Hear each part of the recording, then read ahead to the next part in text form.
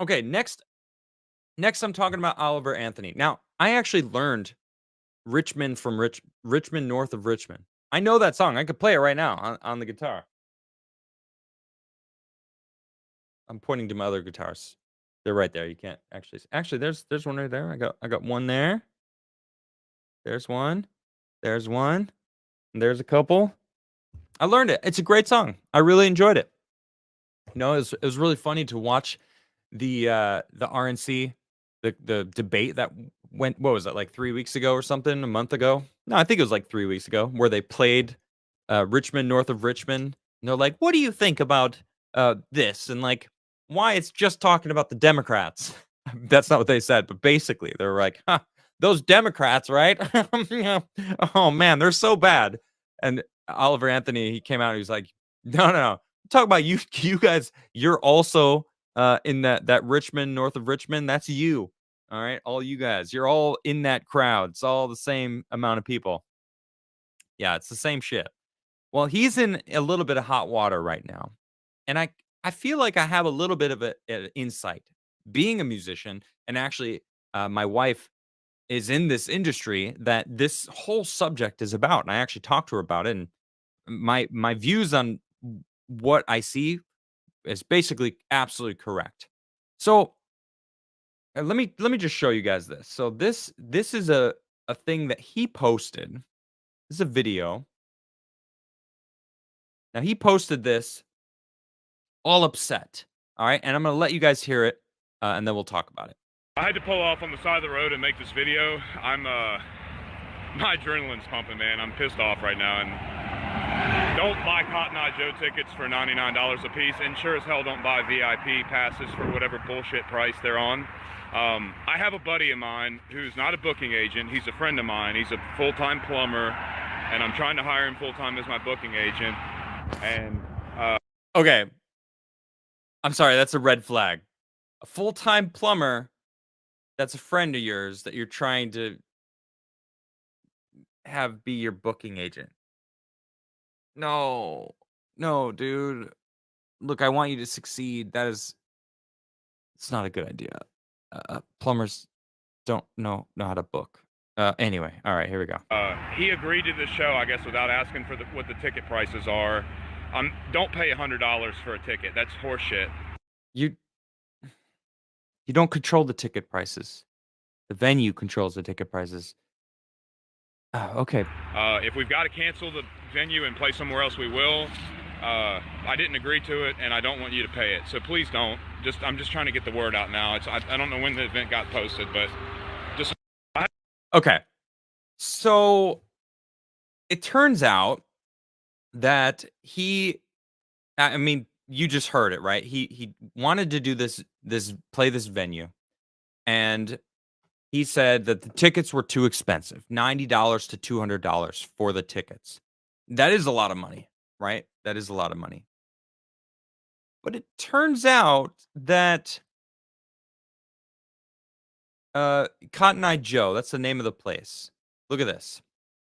So they actually, let me just bring this into a different, is this it here? No, this is his response. Okay, so they actually respond with it's a little bit of a punny way of like showing his music.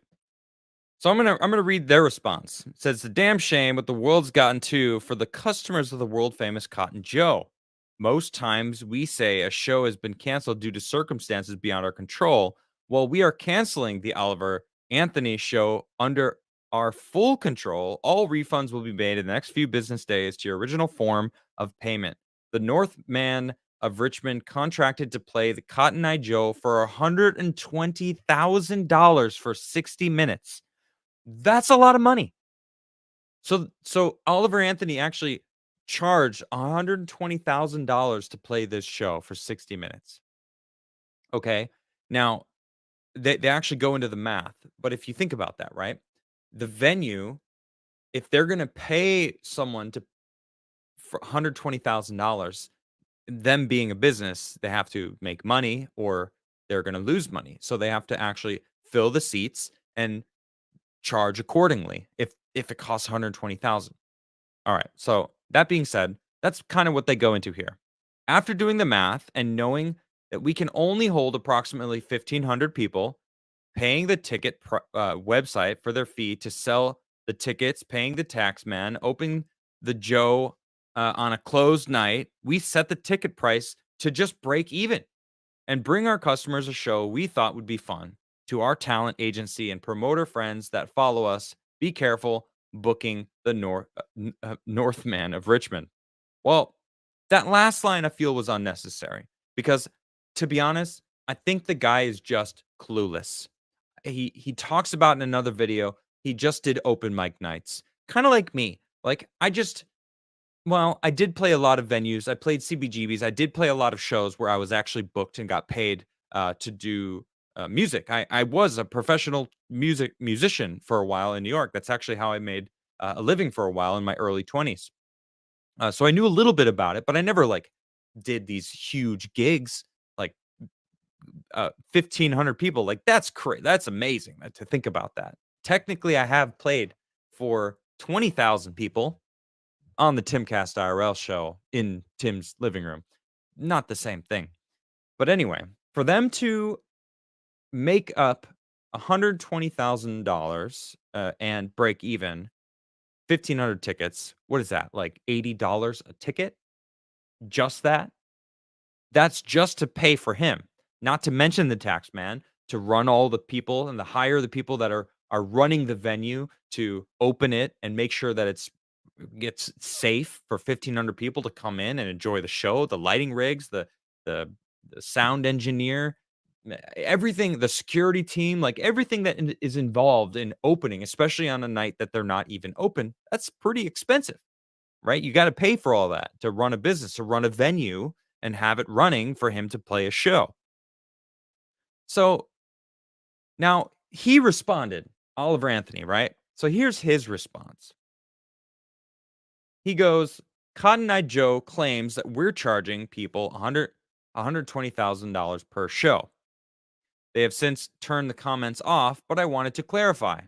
The most I've ever made on a show is $35,000.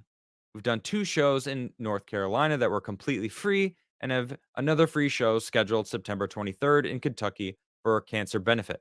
Okay, I'm sorry. I listen, Oliver, I like you, but I can't help but notice you didn't actually deny the claim that you were charging 125,000 and it wasn't charging people, you were charging the venue to perform there. So this feels very disingenuous to me.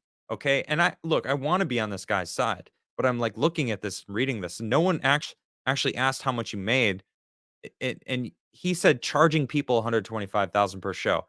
Well, that's phrased so oddly. I don't know. I don't trust it. I don't like that. Okay? But he continues, my booking guy handled all of this on the phone with him. The plumber, eh, Oliver, are you talking about the plumber? Your plumber friend? Look, man, it's dude, it feels like you and your buddy, your plumber friend, are jumping into a situation that you just don't understand.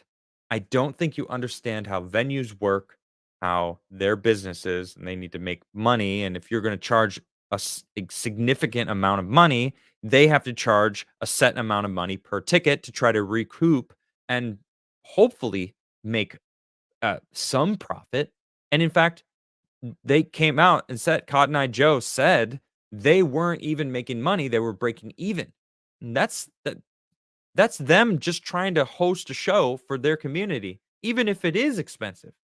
If you didn't charge $120,000 for 60 minutes, then maybe they could have offered a $45 ticket, like you say is even too expensive, $25 ticket, right? I mean, do you want to be successful in the music industry? I mean, maybe playing shows isn't where you should play then. You should make an album and sell them, I guess. I don't know. Works for Tom McDonald. That guy sells a shit ton of albums, does it with his own 2 hands. Pretty incredible. Shout out to Tom McDonald. Anyway, my booking guy handled all of this on the phone with them, and I realized there are 2 sides to every story. But I personally talked with Cotton Eye Joe on the phone about not charging extra for the meet and greet. That's why I was so upset seeing them charging $200 for it. I felt like they suckered us into playing there just so they can make extra money off of y'all. They literally said they were breaking even. Whether that's true or not, I don't know, but he didn't deny asking that venue for 120,000 for to perform, right? Feels like the plumber guy was like, "I know my guy's famous now. We're gonna get this money because he's worth it." All right. Everyone wants him to play. If you want him to play at your venue, you got to play. Yeah, pay to play. All right. I don't know. I see that happening, right? Instead of a professional booker who understands the business of music and venues and performance and all that, knowing if you want to charge $25 a ticket, you can't charge $120,000 to the venue. Okay. And this thing, the meet and greet, I mean, I feel like that could be true. You know, it could. I don't know if they suckered us into playing there. That just feels like he's just trying to really emphasize that he's on the right side. And as he said, there's two sides to every coin. Like I just this just feels like this guy doesn't know the industry. Like, bro, you should get with a professional and not hire a plumber to be your booking agent. Please. I want you to be successful.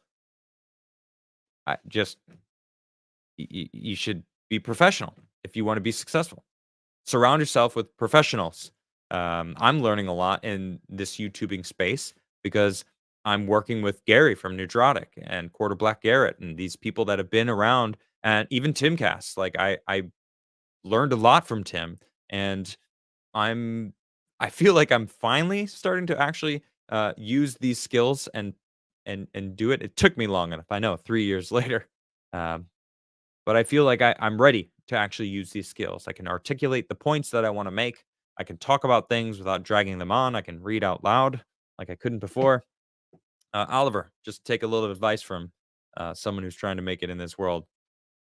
Uh, yeah, keep going and don't look like an idiot on the internet, which is so easy to do.